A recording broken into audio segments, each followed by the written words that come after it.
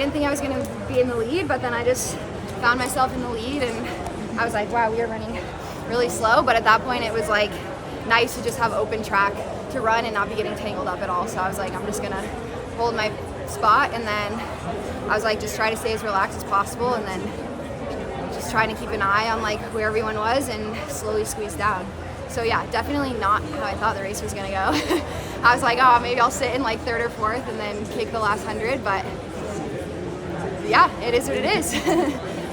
But the fact that it was slow, so obviously we know you had a lot left at the end, but did you almost kind of feel like, hey, I might need to simulate this in the final, so like that's why we need to push at the end? Yeah, I think mostly just like thinking about it one thing at a time, like being top 6, but I think it's always good to be like, I think there was like 6 of us that broke away, so it's like you don't need to quite squeeze as much, but I was like, I don't know, you're here now, feel good, and have 2 days, so just like try to get a little bit of that turnover at the end.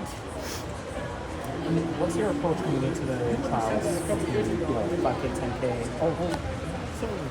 15. 5K 15. Yeah. No, you're good. But yeah, what's your approach as you kind of approach the trials? Yeah, I think a friend was asking me out the other day. There were like a lot of different rounds, and it's just like, I don't know, I feel like you just have to take it one at a time. Like today it's like focus on this, and then it's like with 2 days off, like not coming back like here to the track and trying to just like, I think a lot of it is like physical, but a lot of it is like the mental and emotional energy too, of like really being able to like go back, recover, shut down, and then be like, okay, I'm not gonna like get up again until Monday. Do you feel your experience kind of helps you as you go through a new level of class here? Yeah, for sure. I was thinking about that. I think even my experience at like some of the global championships is really helpful, just because those, it's like you're having to run like sub 15 and like be in a crazy race, and so I think like that experience has really helped me. And I think last year too, like doubling in the 10K 5K was really helpful, because I was like pretty wrecked after the 10 in Budapest, and I was like, you have to just recover like crazy, and basically when you stand on the 5K prelim line, pretend that you like don't have a 10K in your legs.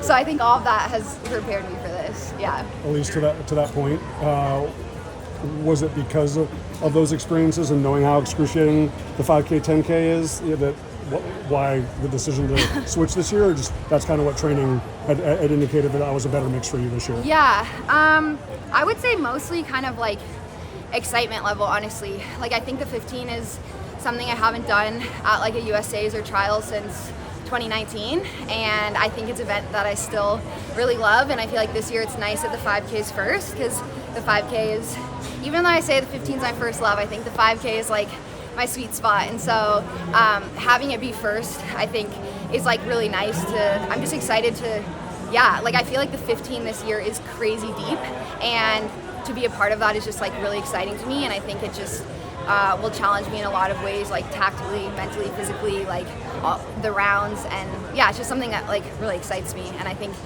talking with Jared, my coach, I think, we kind of were like, I kind of kept being tempted to do the 10, just since Wayne's the only one of the standard, and I'm like, oh my gosh, like what if we go out there and just try to run the standard, like, and like I said, the 15 is so deep. But we had a really good conversation where he's like, you have to do what you're excited about, and like I'm way more excited about the 15. You seem like super positive, and like you're coming in with like this really awesome energy. Can you speak a little bit about, like, I know you're back in Colorado, is that something that's like contributing to like this? You're talking a lot about like the mental side of things. Yeah. Do you feel like that's something that's sort of come Yeah. Oh my gosh, that's such a good question, and that's like nice to hear, because I think even the last couple of weeks, I think my sisters and a lot of people really close to me have said the same thing, and like I just kind of feel like in the last little bit, just like, I feel like I've said this before, so some people are probably like, oh my gosh, you sound like a broken record, but I just feel very like rejuvenated in the sport. I just like felt very, very burnt out, and I feel like when I made the change, it like took a while, and it's kind of that thing where you're kind of like doubting yourself for a little bit when things aren't quite clicking, and you're like, I made this huge mistake. And so I think in some ways that makes it even more rewarding, because I feel like, okay, it was like, excuse my language, was kind of a shit storm for several months, and I was just like, this is the right decision. It may not feel that way right now, and so I think just like continuing to like trust myself and stick through it, and like again just like be close to family and be in a place where I like really love to run right now. It's just, I feel like my approach is is really different. Yeah, it seems very joyful. Yeah. And one other question, kind of somewhat related. It seems like I have always, in watching you race, it seems like you are quite a competitive person, Yeah. but also like driven quite by instinct. And it sounds like you're talking about like trusting those instincts both on and off the track.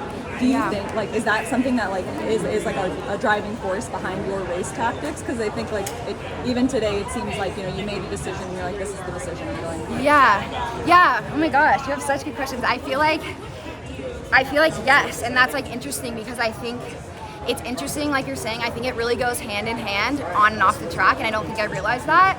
But I would say the last couple years, I think I had those instincts in certain races, but I felt like some I would go in with one plan, and if it wasn't that way, especially in the global championships, I wasn't like thinking as much on instinct. And I feel like that was something that I was really good at, kind of like in high school and through college. And I feel like in the last few races, I've like gotten that back a lot more, and I think that's fun too. Like today, talking to Jared before, he was like, like let's try not to lead, and I feel like there are times in the past where I think I would have been like stressed if I found myself there, and I was like, this is where it is. I have open track to run. This is where I feel most relaxed. I don't really like. I felt like a lot of people kind of clipping, and I was like, you don't have to follow exactly like one way, and I feel like it's like making the best of the situation you're in, and then again like running on instinct of like, okay, I'm gonna wait, kind of see how the race is playing out, decide when to go. And like I think that goes hand in hand with like the joy aspect too, is like that's way more fun than like being stressed out of like, it's not going to plan, I don't know where to be. It's very much just like kind of like, I don't know, the best part of like the job and what we do is being like out there and being like, it's fun to just like see how it unfolds, and I'm just gonna like figure it out and make it work no matter how it goes. So How long have you been with Jared now? I've been with him since March. When did you feel like it started clicking? Oh man, I feel like probably after like 6 weeks, and then at like, I'm trying to think, 10 weeks we had like a little bit of a hiccup. I had a little setback like a couple weeks before pre, so I think that was frustrating because I was in a really good spot and then just didn't feel like myself at pre, but didn't miss very much time, and so then I feel like kind of since pre it's been really up from there. And the decision to leave, you changed coaches twice, I guess, the last year? Yeah. So, you go to Team Boss, and then was it hard to leave that? Like a lot of people are going to, might just stay there like, oh my God, I'm already halfway through the Olympic year. But it was really hard. It was really hard, especially because, again, in March, it's like, that's really last minute. And I think, that's a big reason why I went with Jared. Like, we've known each other for 10 plus years. And I think at that point I was like, I need someone that I trust and someone that knows me really well. So there wasn't kind of that learning curve of like getting to know each other. The training just wasn't working, is that? I was just not in a very good spot. I think, like I said, just like very burnt out with running. And I think my approach just like, it wasn't very good, and I just felt like I really wasn't myself being in a team dynamic, and I was like, I kind of just need to step away and be making decisions about like my training more and like schedule and racing more individual until I like feel like I'm back in a better spot.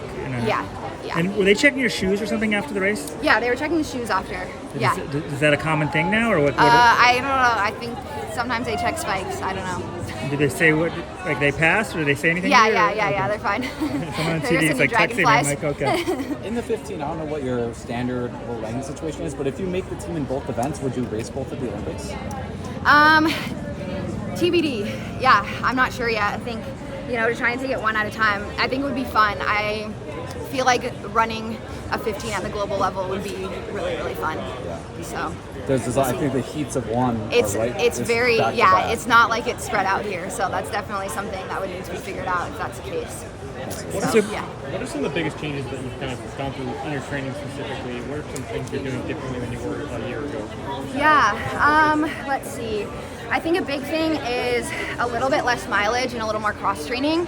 I think something that was really positive about I found some consistency with Jerry over time, and I feel like I really built the mileage up, and I got to, I don't know, was running like 90 to 95 miles, which is something that like if you would have told me in college, I never would have thought I would have gotten to. And I think for a while I was very like hung up on the mileage and being like, that's what you need to get strong. And I think I kind of went off the other side where I just don't think I was like, cycling down enough and recovering. And so I would say a big thing is just, hitting the hard workouts really hard, building in like a little more recovery, building in some more cross training, just like swimming, aqua jog, elliptical, just a little more like balanced and like packaging more hard days and long runs and harder days together. And how do you package those together, right? Like, what is your kind of your secret formula in terms of cross training?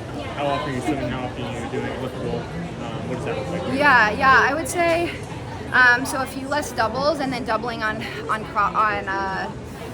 doubling as cross training. So we started doing like double T. I feel like I've really liked that too. So I think I feel like that's the name of the game, kind of trying to figure out that line of like how can you maximize a training benefit without like going in a deep well, right? So it's like if you can get 10 to 12 miles of work on a double threshold day instead of doing 10 miles all at once, and you get the same or bigger benefit without like breaking down as much. And so I think that's kind of the same idea with the cross training too. Is just like I can, especially like I really have liked being back in Colorado and living at altitude full time. I think that's been really good for me and aerobically, and just cross training, like getting that aerobic benefit without just like completely shredding your legs. Yeah.